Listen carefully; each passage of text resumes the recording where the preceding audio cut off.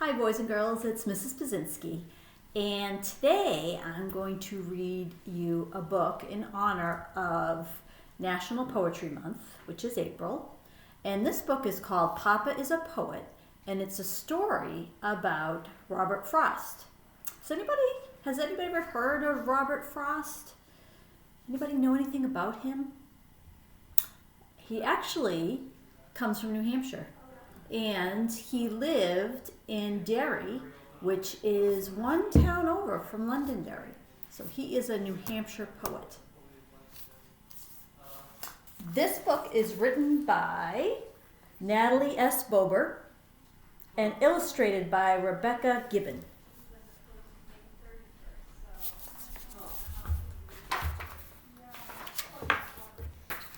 And what I like about this title page is the title page has a map on it. Can you see the map? And it has an illustration of Robert Frost's house over here. And there's a stone wall that surrounds his house. And actually stone walls are very, you'll see them a lot in New Hampshire, especially if you go out hiking with your family, which I hope you do, or take a walk, and you'll see a lot of stone walls, and that used to mark people's land and territory back in the day, a long time ago.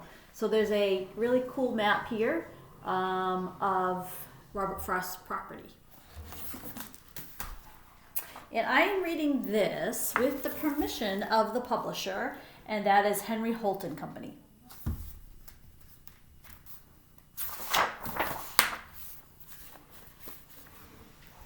It was a cold, gray winter day when our ship docked in New York City. Mama, Papa, my brother, 2 sisters, and I had sailed on a big ship across the Atlantic Ocean from England to New York City. I am Leslie Frost, and at 15, I am the oldest child. We were on our way home to New Hampshire after living in England for 2 years. We returned with little money, and Papa was worried about how he would earn a living. And this was a time when people traveled to Europe, and they sailed on big ships like this.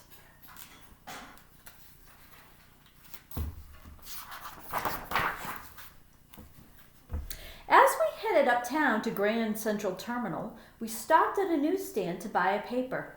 Mama picked up a copy of the magazine, The New Republic, and was startled to discover a review of a book of poems called North of Boston, written by my papa, Robert Frost, and published by an American publisher.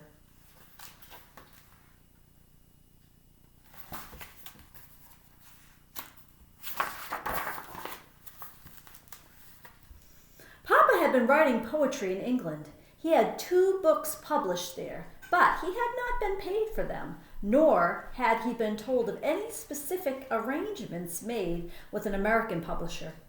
Papa was confused, yet overjoyed. He had to find out what was happening. Papa quickly settled us in Grand Central Terminal to wait for him and for the train that would take us home that night. Then he walked by himself to the publisher about 15 blocks away.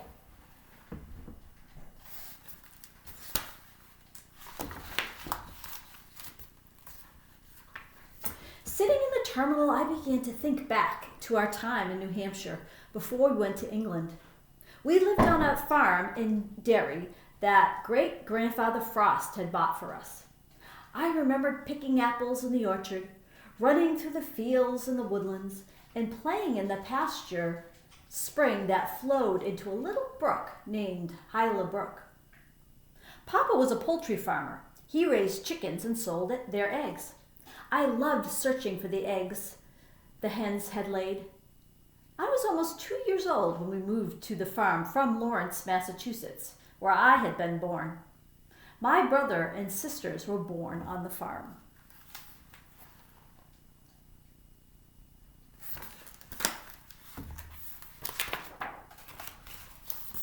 Sundays were special days. Sundays meant all-day picnics with Mama and Papa at Hyla Brook. Papa had cleared the underbrush with an axe and clippers, and Mama would sit on a board bench that Papa had nailed between two young pine trees. She would mend stockings or read aloud to us. We would build dams and play house using plantain leaves as our dishes or hunt for mayflowers.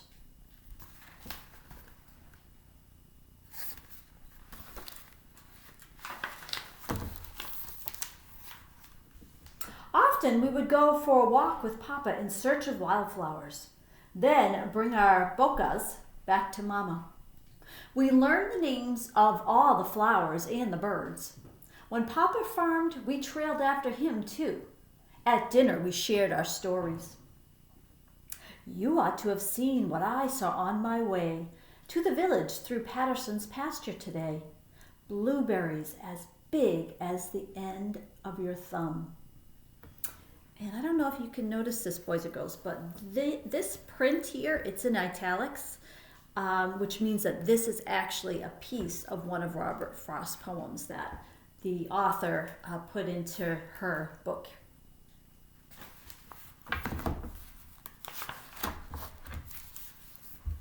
We lived too far from town to go to school, so Mama and Papa were our teachers.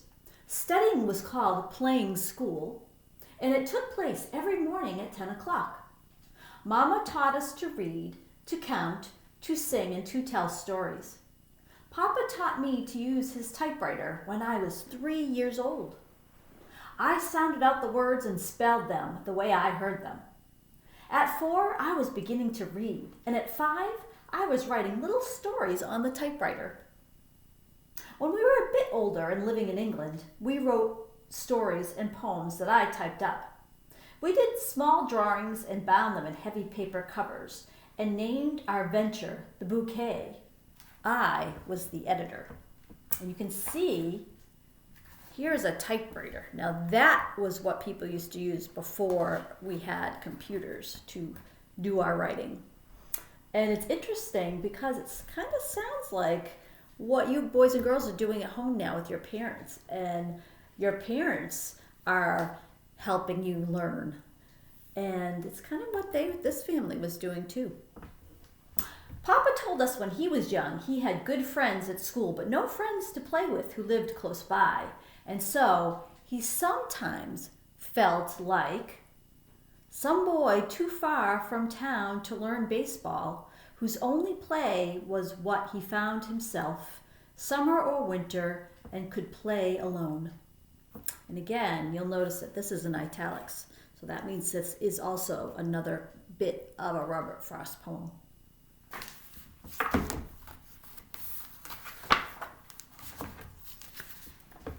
Evening time meant a short walk after supper with Papa to watch the sun go down, hear the birds singing softly, and smell the soft mist rising from the meadow. After a walk, we settled in the parlor. We knew that, as certainly as night followed day, Mama and Papa would read to us. They read from books that they loved, passing the book back and forth between them. We were allowed to stay and listen until we became sleepy. Then Mama let us cuddle up and go to sleep in whichever bed we chose. And I hope you're able to sit down with Mom and Dad and do some reading too.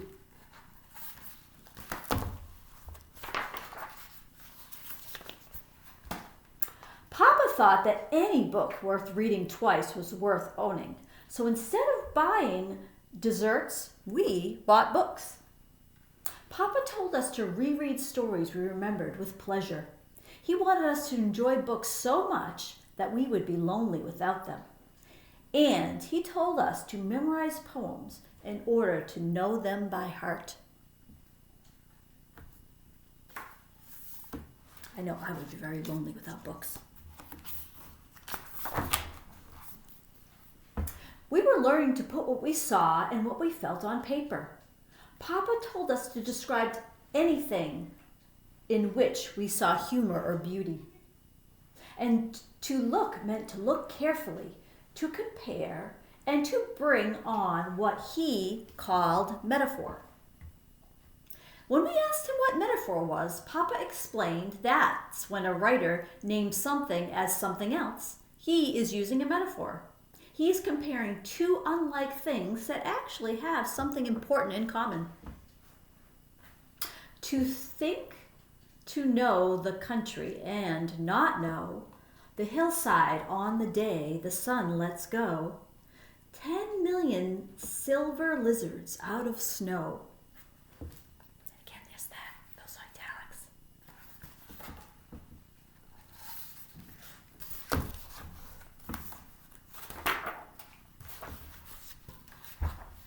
Papa loved words and he loved Mama. So it was natural that when he was about to go off to do a chore on the farm, he would say to her, "I'm going out to clean the pasture spring. I'll only stop to rake the leaves away, and wait to watch the water clear I may. I shan't be gone long. You come too." And when Papa was expecting a baby and took a nap every afternoon, Papa would go for a long walk botanizing, looking for the rare orchid or even the rarer fern. Then he would come home with a bunch of flowers for her and apologize. "They are yours, and be the measure of their worth for you to treasure, the measure of the little while that I've been long away."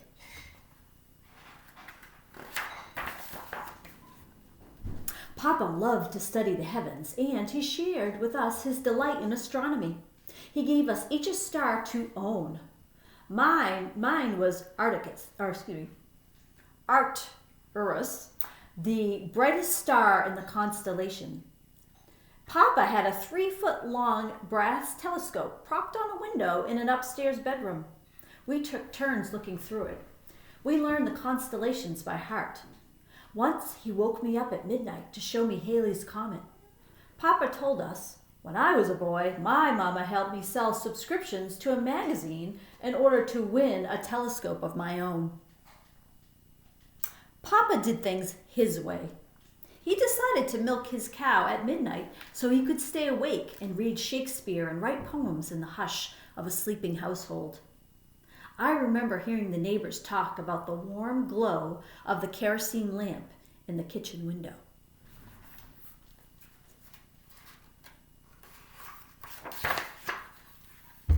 And I remember one day when I was walking with Papa, we came upon our French-Canadian farmer neighbor, Napoleon Guay. Papa loved to talk, and he also loved to listen. When Mr. Guay told Papa, "Good fences make good neighbors," Papa pointed to the stone wall separating the two farms and replied, "My apple trees will never get across and eat the cones under his pines, I tell him." When Papa listened carefully to the speech of his farmer neighbors, he heard words that had the ring of pure poetry. The sentence sound often says more than the words, he told me. He wanted to make music out of words. Papa could hear the melody in a sentence. He gives his harness bells a shake to ask if there is some mistake. And what's interesting in the illustrations in this book, boys and girls, you can notice up here, this is a musical staff, as is down here in musical notes. These illustrations are musical notes. Our days on the farm were ordinary but meaningful. The cupboard was often bare, yet life was filled to the brim. And even above the brim, as Papa said. So I wondered why we had to leave and go to England. Mama and Papa had talked about going someplace where it wouldn't matter that Papa wrote poems and was a poultry farmer.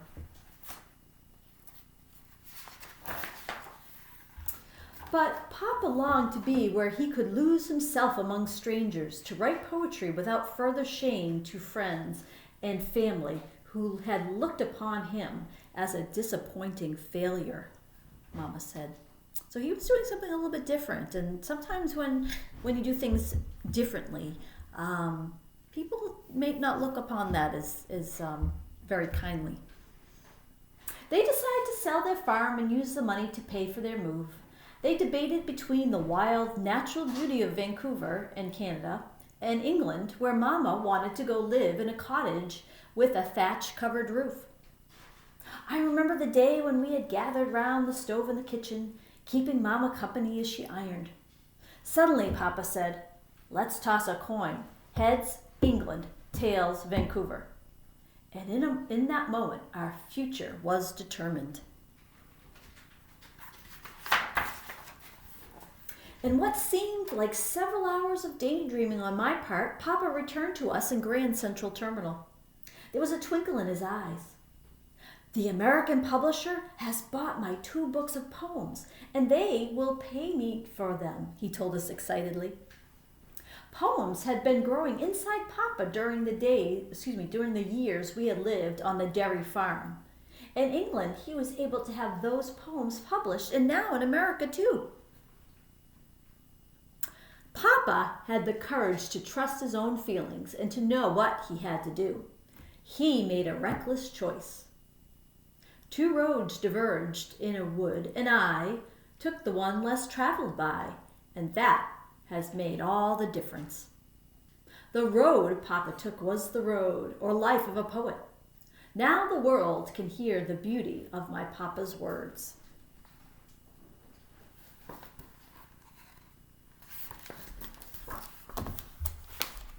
And that is the end. However, in the back of the book here, you can see, here's a picture of the farmhouse in Derry where Robert Frost and his family lived. And here's a picture of Robert Frost.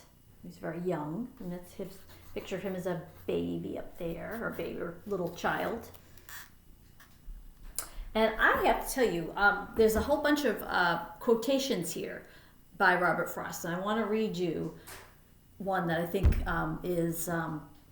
it kind of works well for today. It says, "We go to school to learn what books to read for the rest of our lives."